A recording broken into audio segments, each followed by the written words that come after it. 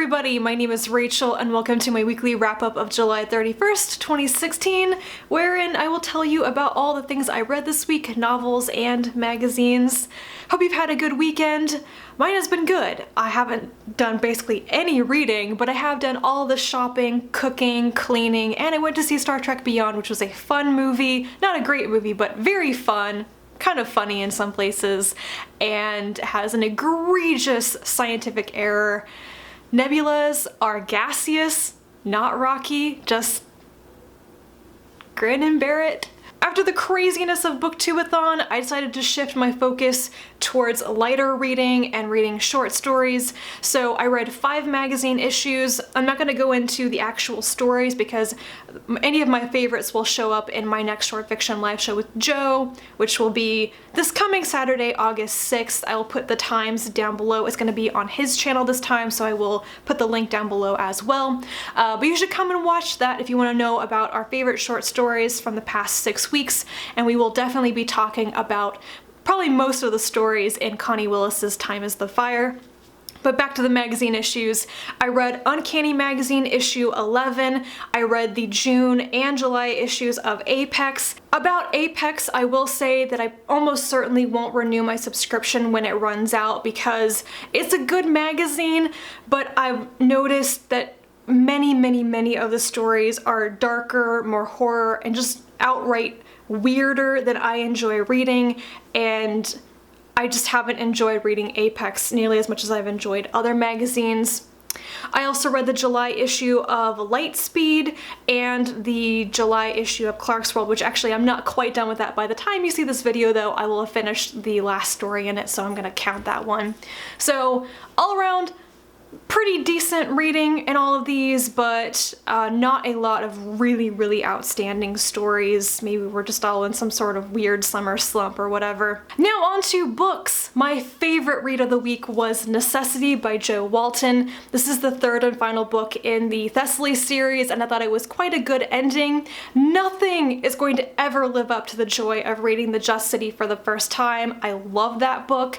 The second, The Philosopher Kings, was a bit of a step down, and I think that Necessity is on par with The Philosopher Kings.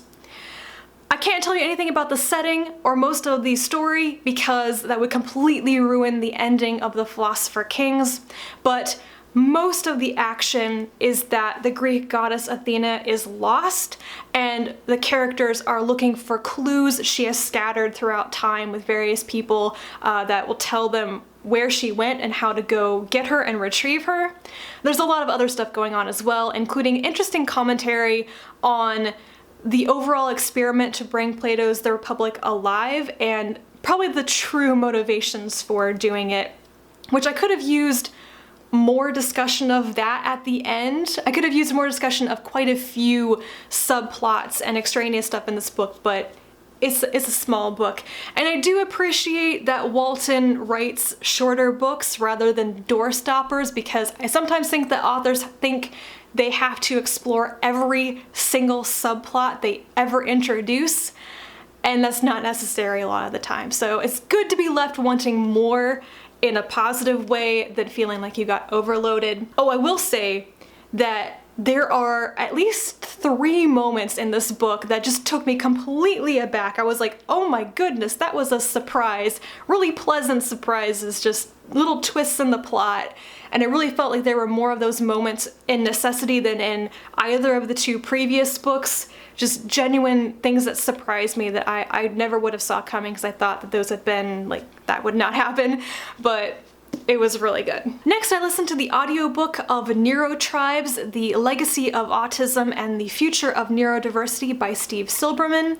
I picked this up after reading The Gene by Siddhartha Mukherjee because I wanted to read more nonfiction science books about genetics and related fields, and this is about autism research and the causes of autism, but mostly, I think, how autistic people are viewed with far more depth and understanding today than they were in the past.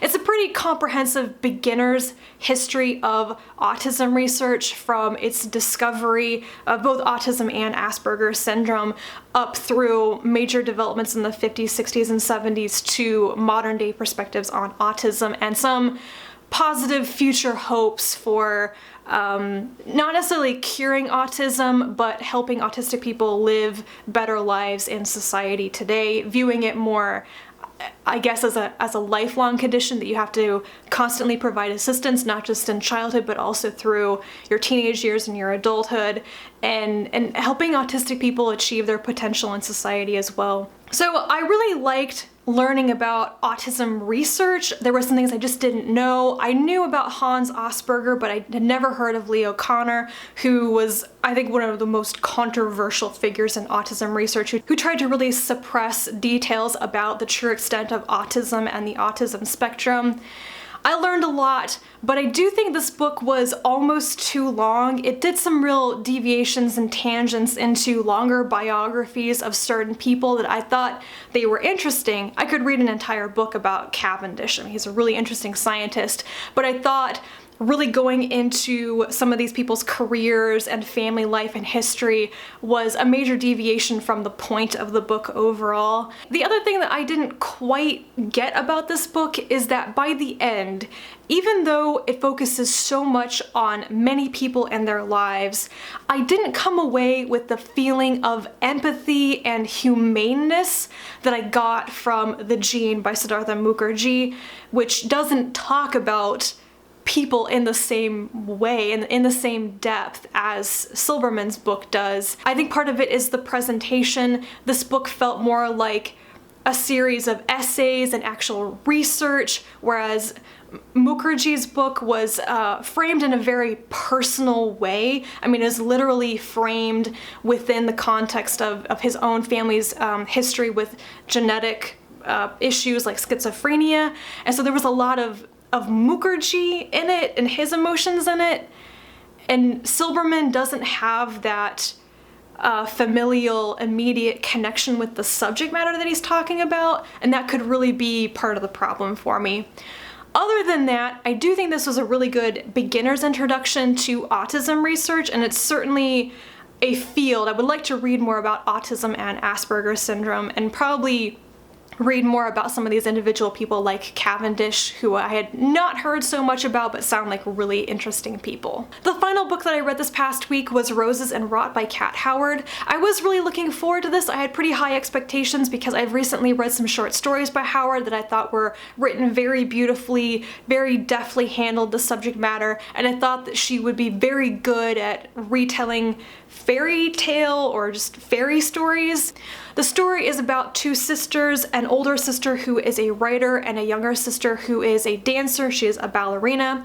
They are both accepted at a prestigious artist retreat. They're given fellowships with the understanding that people who go to this retreat, it makes their careers. It just elevates them. Something special happens here. These women are really affected by their horrible childhood. They have a monster for a mother who is both physically and emotionally abusive. Just one of those people you want to completely cut out of your life, but she always has the insidious way of sneaking back in through the cracks.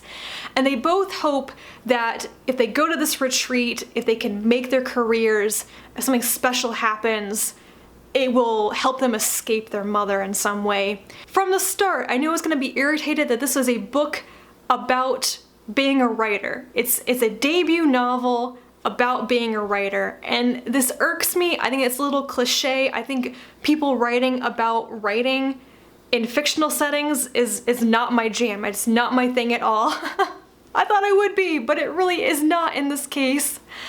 And the writing of the book itself was far too simplistic. I thought the prose would be beautiful and as elegant and intricate as the short stories I read by Howard, and it just wasn't. The plot itself could be condensed into a short story and probably work far better, but just dragged out over 320 pages. It was not enough.